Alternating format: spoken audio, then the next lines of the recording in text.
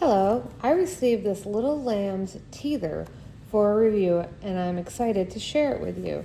Let's give it a little open. This is a little box that comes in, cute little box, be great for gifting. And let's open it up. Super cute. Let's take, oh look, you get a little happy Easter card and a little poem. Some information about, oh, it does have a scent. So if you smell something, it says it's 100% silicone. Light scent is due to sealed packaging and storage.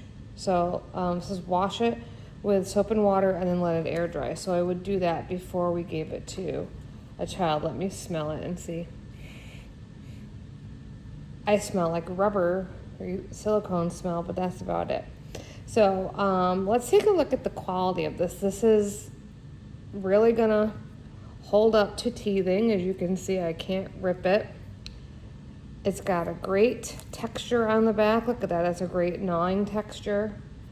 This one also, same texture on the back of that. And one of the things I really like about this is it does not come apart. And these little nubbies are perfect for your baby's little hands to hold on to. So I think this would be a great gift for a little Easter basket for a baby who's getting some new teeth. And if you know someone in your life that could use it, I think it'd be a great buy.